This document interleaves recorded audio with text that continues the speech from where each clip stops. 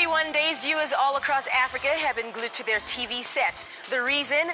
Intrigue, entertainment, and high drama. But most of all, to find out tonight who will walk away with $200,000 in prize money on Big Brother Revolution. Welcome, Africa. This is the finale of Big Brother Revolution. The viewership figures have, definitely looked good. The reception from everyone that's been watching, I think actually this year was the biggest show that we've had, definitely. Definitely I'm supporting Emma. I'm here to see how she win and take money home. So that's why I'm here to lift up Angola flag. I'm here to collect the money. So who are you ladies supporting? Africa's choice. Ladies and gentlemen, Kevin, you are the winner of Big Brother Revolution. I told you, Kevin! I told you! I still feel like I'm in a trance. I'm still trying to wake up, but it's a great feeling. It's the best thing in my life. I'm still trying to live with the feeling. It's great. The revolution was my 5th time of applying for Big Brother, including Big Brother Nigeria, because it's Big Brother 4. Okay. 2 hours of pulsating excitement ends with Kevin, one of the housemates from Nigeria, emerging winner of Big Brother Revolution. Now it's time to partay as we join everyone inside one of the hottest clubs in Africa, Latinova. I really want to say thank you, a big thank you to Africa, to those who voted for me. I really will make you proud.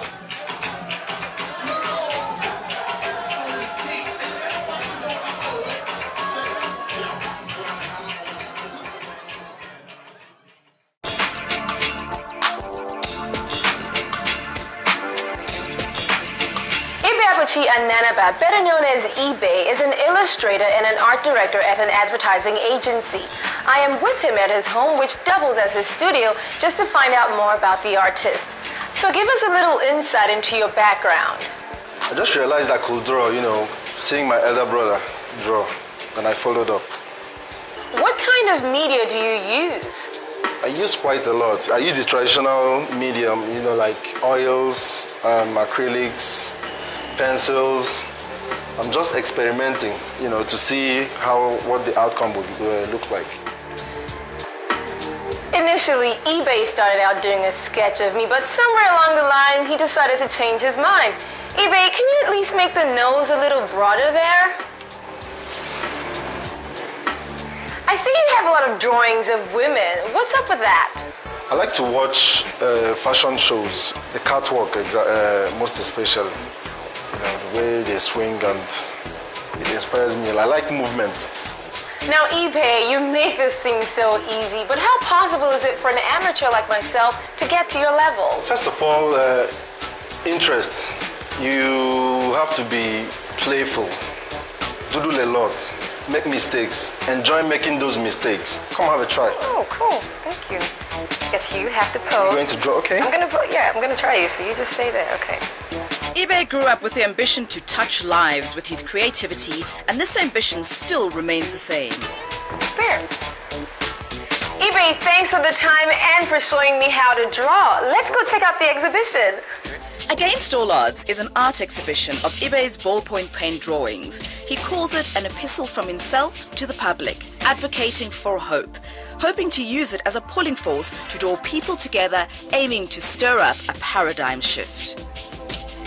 Have you ever been in a boring math or science class, or perhaps your boss is yapping away in yet another morning meeting, and the only way you can keep your sanity is by doodling on a notebook? Well, eBay here is taking doodling to a whole new level with the Against All Odds exhibition. Why did you choose to use a ballpoint pen? When you see ballpoint pen, you think writing. But I'm using this to alter perceptions, stereotypical perceptions, elevating a mere writing tool towards, to something that can actually bring out the genius in you, or me, or whoever. Tell me about this painting here. It reminds me of Obafemi Awolowo, a popular Nigerian politician who's late now.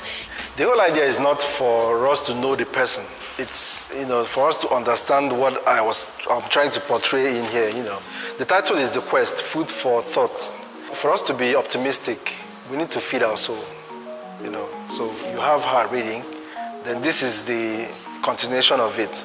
I wanted that interaction between the drawing and, objects because of the food there.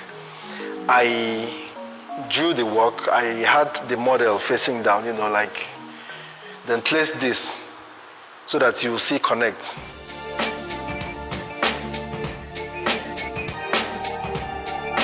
Writers and poets say the pen is mightier than the sword, but eBay here thinks the pen is mightier than the brush.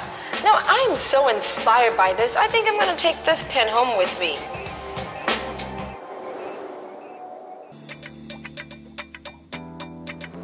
In 2006, Bola and her partner, her sister, Dr. Jumoka Allison, opened the flagship store Bola 3.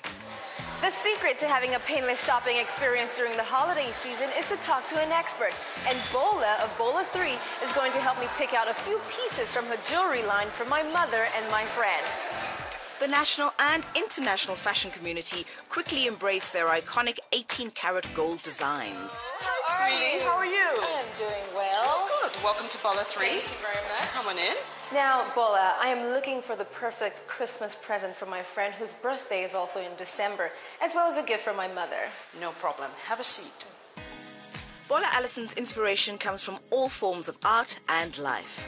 Bola, before we get started with the present picking, tell me a little bit about yourself. I'm a designer jewelry. That means I make everything myself. This is our 4th year. I'm a Lagosian.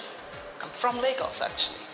Bred here up to my, elementary school, primary school, and then my secondary school in England, my first degree and my master's in America. And how did you get into jewelry making? I had an innate feeling that I knew how to make jewelry.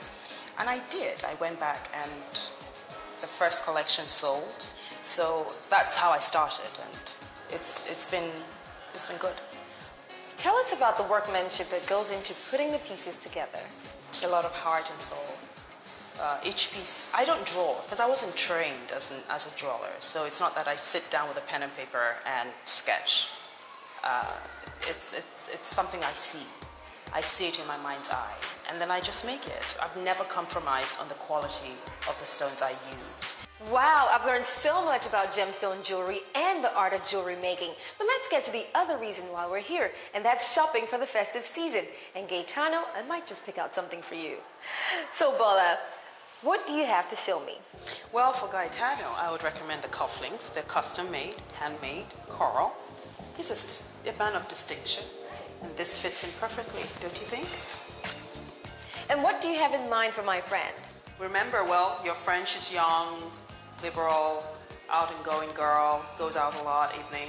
She could either go with the chandelier earrings. This is pink zircon and rose de France, chainmail 18 karat. It's nice, it's funky, it's fun. Let's just stick with the chandeliers. Right, I was thinking that one too. Okay, so that's it.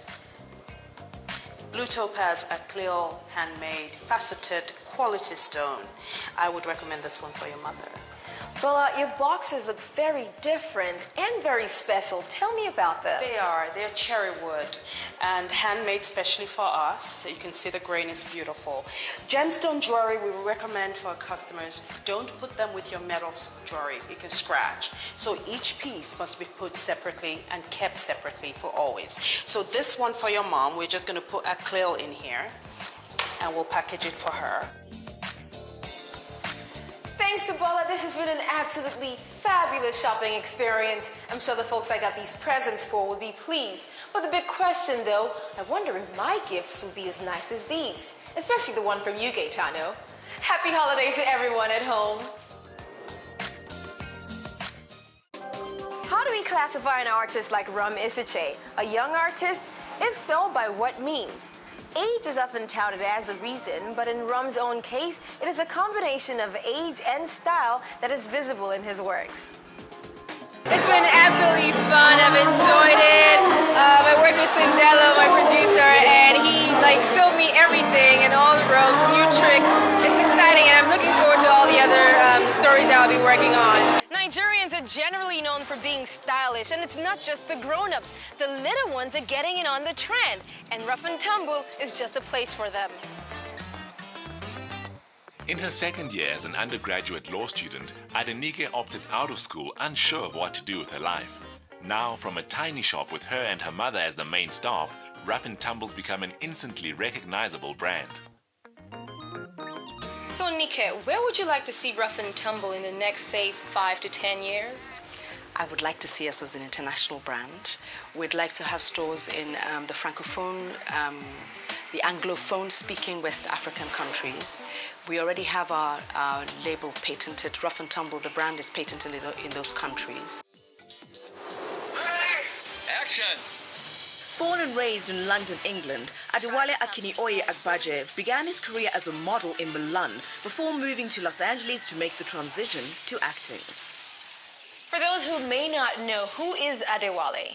I'm an international Nigerian Hollywood movie star who started out from very humble beginnings, born and raised in London, from Nigerian parents, and I went into law, actually. I have a bachelor's and master's degree in law, and while studying, I also moonlighted with another profession. I went into fashion for at least 10 years. I was an international male model, and that opened the door into my current career of acting and being a movie star. Videos, commercials, whatever I could do to learn in front of a camera is what I did until it progressed and put me in the big screen, the G.I. Joes, the Mummy Returns. Many people know you as Mr. Echo from Lost and Samuel Adebisi from Oz. But what are the more interesting characters that you've played? There's a plethora. I mean, those are the characters that probably made me household names. Interesting characters would be Majestic in the 50 Cent biopic, Get Rich or Die Trying. That was interesting because there in that character I had to play a New Yorker. So it really allowed me as an artist to dispel the myth that, you know, an African actor couldn't, you know, play these kind of roles. I just smashed that. So what brings you back to Nigeria this time?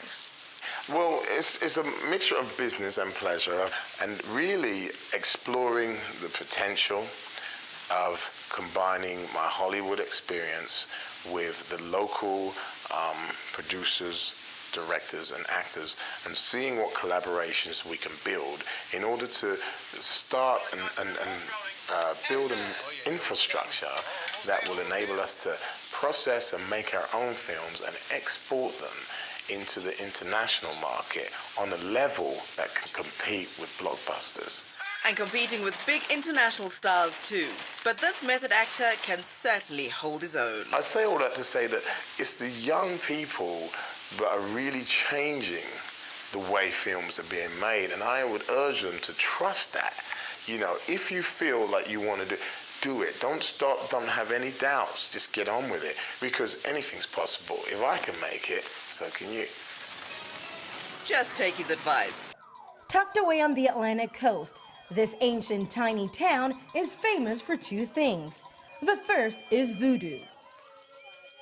Ouida is known as the spiritual headquarters of the voodoo religion, and every year followers flock here from all over the world. I'm expecting to see some interesting dancing, some sacrifices, whatnot. I saw a Benin dance group in Burkina Faso, and they were pretty interesting. So I'm expecting more or less the same lines. What we get in the United States about Africa, it's all about wars and conflicts. You don't actually ever see the celebration and the life of the people and the culture and the food and the dance. You always see the bad stories. So I think this is a very eye-opening experience for me to see a more positive, more fulfilling side of Africa. The Temple of Pythons is one of the famous stops here in Ouida. The snakes have been here since 1863, and sometimes they cross the street to the Catholic Church, and the priest has to bring them back. It's considered very bad luck to harm the snakes. We adore the python. It is our divinity. It cannot harm anybody. That's why the python cannot disappear from Ouida. And the second most famous thing about Ouida, the slave trade. Over hundreds of years, tens of thousands took this route to the beach, to the ships beyond, and never saw their homes again. The Rue des Esclaves, or the slave route, is lined with monuments to them, including the door of no return. Ouida is still a gateway, but these days people are coming in eager to experience the magic of Africa. Adaure Achumba, Ouida, Benin Republic. Surrounded by thick mangrove swamp on the outskirts of Lagos, Iba Oloja is a sleepy place. To find Iba Oloja, you really have to hunt for it. But to many enduring the bitter winter in Europe, what happens here in the jungle is vital. The timber cut from Iba Oloja's forest is keeping the fires going in the north. It takes about 6 to 8 weeks for this kiln to turn into just 2 tons of charcoal. At the moment, there are about 50 burning like this in this village. That puts production at just over 110 tons every 2 months. 36-year-old Joseph Joe Ola has been trading in charcoal for years. He's very popular here because he provides work. This is the company now, the small company, it's not the highest company we are doing. There are laws to prevent illegal logging, but officials find them tough to enforce, especially among remote villages where many rely on the trade to survive. They inside the village, you understand? The business we are making to just get small money to eat. This is obviously back-breaking work, and Joe says he would gladly give it up if the government found him something less arduous to do. But it's lucrative business which he's hoping to expand, and there's always a market for that. Adaure Achumba, E! News, Lagos, Nigeria.